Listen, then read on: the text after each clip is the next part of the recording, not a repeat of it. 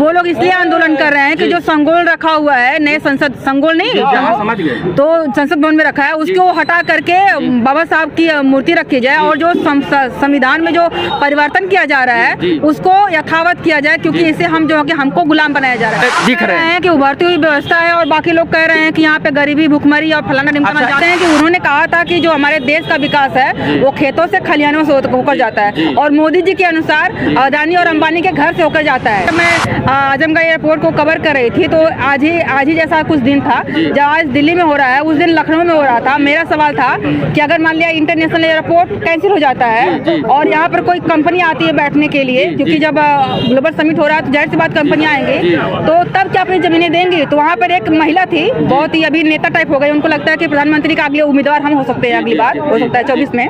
तो उन्होंने कहा कि हम न आजमगढ़ में देंगे, न उत्तर प्रदेश में देंगे, न भारत में देंगे, पूरी दुनिया में नई जमीन देंगे। क्या कहना चाहिए? जमीन जो है सरकार की है, जमीन के हम केवल रखवाले हैं, संरक्षक के रूप में, जमीन के हम मालिक नहीं है। तो सरकार विकास हेतु जब चाहे, जिसकी जमीन चाहे, जहाँ चाहे, संविधान अनुमति देता है उसको ले सकती है। लेकिन पर्सनली ना कोई हो, देश हित की बात करे तो देश हित की बात कर रहा था। प्रश्न क्या है मैडम बताइए?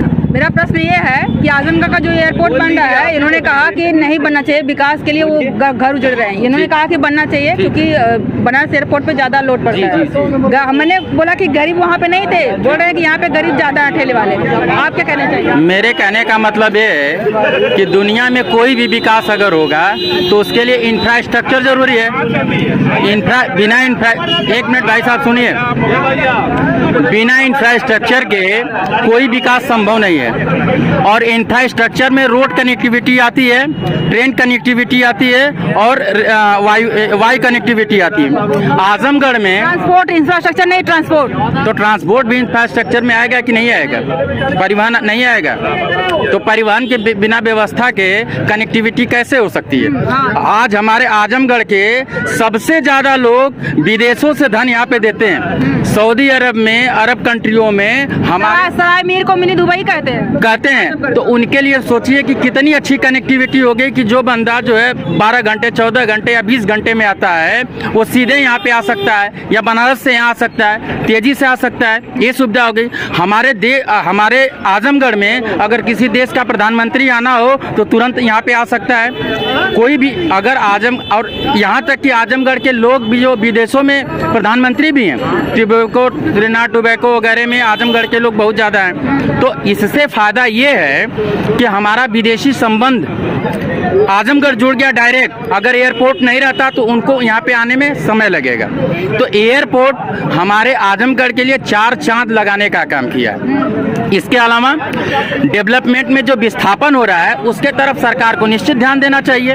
विकास हम करें क्योंकि जमीन जो है सरकार की है, जमीन के हम केवल रखवाले हैं, संरक्षक के रूप में, जमीन के हम मालिक नहीं है। तो सरकार विकास हेतु जब चाहे, जिसकी जमीन चाहे, जहाँ चाहे, संविधान अनुमति देता है उसको ले सकती है। लेकिन उसकी व्यवस्था करे कि जो विस्थापित हो रहे हैं उनको उचित मुआवजा देके, उचित जगह देके उनको स्थापित करने का प्रयास किया जाए। मेरा यही कहने का मतलब। अच्छा, अभी आप इतना बढ़िया ज्ञान दे रहे हैं, मतलब बातें कर रहे हैं, तो मुझे एक चीज याद आ रही कि जब मैं आजमगढ़ एयरपोर्ट को कवर कर रही थी तो आज ही जैसा कुछ दिन था जब आज दिल्ली में हो रहा है उस दिन लखनऊ में हो रहा था। मेरा सवाल था कि अगर मान लिया इंटरनेशनल एयरपोर्ट कैंसिल हो जाता है और यहाँ पर कोई कंपनी आती है बैठने के लिए, क्योंकि जब ग्लोबल समिट हो रहा है तो जाहिर सी बात कंपनियां आएंगी, तो तब क्या अपनी जमीनें देंगी। तो वहाँ पर एक महिला थी, बहुत ही अभी नेता टाइप हो गई, उनको लगता है कि प्रधानमंत्री का अगले उम्मीदवार हम हो सकते हैं, अगली बार हो सकता है 24 में। तो उन्होंने कहा कि हम न आजमगढ़ में देंगे, न उत्तर प्रदेश में देंगे, न भारत में देंगे, पूरी दुनिया में नई जमीन देंगे। क्या कहना चाहेंगे आप? मैम देखिए, ये तो मानसिक दिवालियेपन की स्थिति है कि कोई इस तरीके से सीधे सीधे कानून का उल्लंघन करने की बात करे। जनता हमारे लिए सर्वोपरि है। जनता का जिसमें सामूहिक हित सबसे ज्यादा है उस चीज को ही सरकार करना चाहेगी और संविधान भी उसका अनुमति देता है। हम कैसे कह सकते हैं कि देश के विकास के लिए लोगों ने इतनी कुर्बानियां दे दिया, लोगों ने अपने बेटाओं की बलिदान कर दिए, तो जमीन कौन सा चीज है? जान दे दिया। वीर अब्दुल हमीद यहीं के आज उनकी शहादत मनाई गई, जन्म दिवस मनाया गया है, इस देश के लिए जान दे दिए। तो अब उनके लिए कोई काम पड़ेगा तो क्या हम उनके घर के लिए, चाहे परिवार के लिए काम नहीं करेंगे? करेंगे ना। वो देश के लिए जान दिया है। तो आप अपनी जमीन हमारी जमीन का टुकड़ा इम्पोर्टेंट है कि लोग इम्पोर्टेंट है? लोगों की सुविधा इम्पोर्टेंट है ना। एक बयान मुझे और याद आ रहा है कि जो भी भाजपा विरोधी रहता है वो एक भाषण हमेशा देता है कि कौन किसी नेता का नाम लेते हैं, राम मनोहर लोहिया की किसका नाम लेते हैं, बोलते हैं कि उन्होंने कहा था कि जो हमारे देश का विकास है वो खेतों से खलिहानों से होकर जाता है और मोदी जी के अनुसार अदानी और अंबानी के घर से होकर जाता है। क्या कहना चाहते हैं? मैम देखिए, देश आज किस दौर में चल रहा है, हमारा देश पहले किस चीज पे निर्धारित हुआ। हमने नीति अर्थव्यवस्था के संदर्भ में समाजवादी और पूंजीवादी दोनों को मिश्रित अर्थव्यवस्था अपनाया है। न कि हमने समाजवादी अर्थव्यवस्था अपनाया, न कि हमने पूंजीवादी अर्थव्यवस्था बताया। लेकिन 92 के बाद हमारा स्ट्रक्चर बदला, हम पूंजीवाद की तरफ झुकते गए। इसीलिए हमारे देश में आज जो आर्थिक संसाधन, जो विदेशी धन, ये पूंजीवाद की तरफ झुकते गए, आप बहुत अच्छी बात कर रहे हैं। चीन का उदाहरण मुझे याद आ रहा है, उसी समय में वो भी जो है पूंजीवाद की तरफ झुका और आज कहाँ है जी, है ना जी। और भारत कहाँ है? क्योंकि क्या लगता है कि यही वजह रही होगी कि हम अपनी जमीनें नहीं देंगे, हमको खेतों खलिहानों से होकर गुजरना है, ये वजह रही होगी जो भारत इतना पीछे है। कहीं न कहीं इसमें जो देश के विकास में तमाम ऐसे ध्रुव बाधा प्रेशर ग्रुप आ जाते हैं जो सरकार को अपना निर्णय बदलना पड़ता है। तो इसमें तो निश्चित रूप से सरकार अगर कोई अच्छा निर्णय लेने का प्रयास करती है तो उसमें जो भारतीय जनमानस कुछ ऐसे लोग हैं कि जो राह में रोड़ा बनते हैं, ये सच्चाई है। लेकिन बहुत सारे लोग सपोर्ट में भी रहते हैं अच्छे काम के लिए। तो मैं तो ये साधुवाद देना चाहूँगा उन लोगों का कि जो चाहे कोई सरकार हो, अगर वो देश का विकास करती है तो हम सभी भारतीय उनका समर्थन करें, चाहे कोई भी सरकार हो। क्योंकि अगर ये बताइए कांग्रेस की सरकार रही है तो क्या उसने डैम बनाया, टिहरी डैम बनाया तो लोग विस्थापित नहीं हुए? लेकिन आज उससे जल परिवहन की व्यवस्था चल रही है, उससे बिजली बन रही है कि नहीं बन रही है? जितने भी डैम, सरदार सरोवर, गोविंद पल्लभ, जितने भी डैम बने हैं, क्या स्कूल बनाए गए तो क्या विस्थापित नहीं हुआ? यूनिवर्सिटी बनाई गई तो विस्थापित नहीं हुआ? रोड बनाए गए तो विस्थापित नहीं हुआ? उसके लिए मुआवजा भी दिया गया, उनकी व्यवस्था भी की गई, तमाम चीजें हैं। तो मेरा बस यही है कि पर्यावरण को भी ध्यान में रखते हुए, लोगों को हित को भी ध्यान में रखते हुए विकास किया जाए, ताकि भारत का जो है उत्थान हो सके। और जो हमारे आदरणीय प्रधानमंत्री जी का जो सपना है कि भारत 2047 में विकसित राष्ट्र बन सके, उनके सपनों को हम सभी भारतीय मिलकर साकार कर सके। ये मेरी आज लास्ट सवाल फिर से कर लें जो मैं सबसे पूछ रही थी। G20 की बैठक आज हो चुकी है, कल से हो रही है, क्या कहना चाहेंगे आप? देखिए, पहले भारत क्या था, इस देश में कोई बैठक करने के लिए आने वाला नहीं था।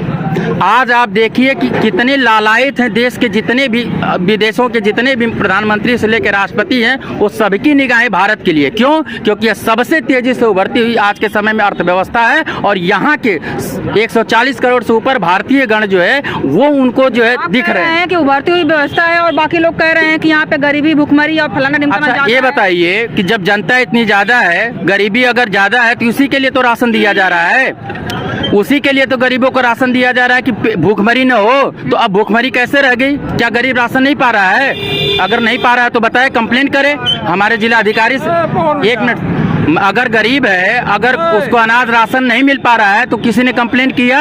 राशन फ्री में मिल रहा है कि नहीं मिल रहा है? शिक्षा फ्री में मिल रही है कि नहीं? चिकित्सा फ्री में मिल रही है कि नहीं? अगर आपका सपना ये कि नहीं अंबानी जिस तरह रह रहे हैं उस तरह मैं भी रहूं, ये कैसे संभव हो सकता है कि कोई मेहनत नहीं करेगा, कोई पढ़ना नहीं चाहेगा, उसको कोई जबरदस्ती पढ़ा लेगा? पूरी शिक्षा व्यवस्था आज इतनी चौपट हो रही है, उसका कारण एकमात्र है कि इसी गाँव में अध्यापक रोज टाइमली स्कूल जाते हैं पढ़ाने के लिए, शिक्षा फ्री है। भावक जो अपने छोटे छोटे बच्चों को खेतों में उलझाया पड़ा है, तो क्या वो सरकार चाह रही है क्या कि बच्चा जो जाके खेतों में काम करे? इसके लिए कौन जिम्मेदार है? जनता जिम्मेदार है ना। देश में अगर भ्रष्टाचार व्याप्त है तो हर माँ बाप जो है सोच रहा है कि हमारा बेटा कलेक्टर बने। क्यों कलेक्टर बने? क्यों डॉक्टर बने? क्यों इंजीनियर बने? क्योंकि उसको पैसा दिखाई दे रहा है, उसको ये नहीं दिखाई दे रहा कि हमारा बेटा वास्तव में ऐसा कलेक्टर बने कि जिले की हर व्यवस्था को दुरुस्त करे, कहीं भी किसी प्रकार का भ्रष्टाचार न पनपने दे। देश का ऐसा नेता बने। कलेक्टर की बात कर रहे हैं, जब तैयारी करते हैं तो हम देश का विकास करेंगे, ये करेंगे, वो करेंगे, जैसे बन जाते हैं वैसे घूसखोरी। यही तो बात मैं कह रहा हूँ मैम, इसके लिए समाज जिम्मेदार है ना कि हमने अपने संस्कार और संस्कृति और मूल्यों को भूलकर हमने कौन सा आचरण अपना लिया। हम पैसे को वरीयता दे रहे हैं ना कि संस्कार को वरीयता दे रहे हैं। कोई भी कानून, क्या इतना अच्छा भारत का कानून 300 से ऊपर 284 लोगों ने साइन करके संविधान बनाया था ना, तो क्या उस समय कोई लूप होल छोड़ा था? लेकिन इतने संशोधन की जरूरत क्यों पड़ी? तो हमारे कानून को भी बदलने की आवश्यकता है कि जो अंग्रेजियत के साथ। हाँ, बहुत बढ़िया आप कह रहे हैं। आज हम लोग एक जगह से आ रहे हैं, वो लोग इसलिए आंदोलन कर रहे हैं कि जो संगोल रखा हुआ है नए संसद, संगोल नहीं समझ गए, तो संसद भवन में रखा है, उसको हटा करके बाबा साहब की मूर्ति रखी जाए और जो संविधान में जो परिवर्तन किया जा रहा है उसको यथावत किया जाए, क्योंकि इससे हम जो कि हमको गुलाम बनाया जा रहा है। अच्छा। क्या कहना चाहिए? परिवर्तन प्रकृति का नियम है, क्या हम परिवर्तन को एक्सेप्ट नहीं करेंगे?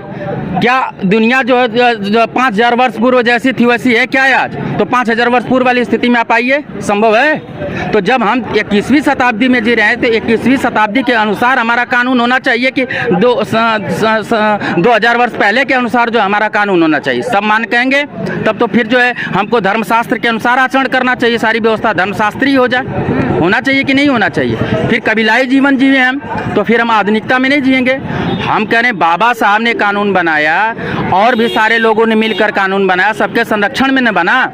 तो क्या बाबा साहब ने बाबा साहब का नाम ही होता है कि हमको न राम दिए, न कृष्ण दिए, न शिव दिए, हमको बाबा साहब अम्बेडकर जी दिए। बिल्कुल। क्या कहना चाहेंगे इस पे? बिल्कुल भाई, संविधान में राम कृष्ण कहाँ आते हैं? तो सिर्फ जो है कि सिर्फ छोटी जातियों को, अनुसूचित जातियों को थोड़ी दिया, उन्होंने सबको दिया बराबर। उसी बाबा साहब, एक ही लोग क्यों कहता हमें को दिया? परम पूजनीय बाबा साहब ने ही यह अधिकार हम लोगों को दिया है कि हम उसमें संशोधन कर सकते हैं।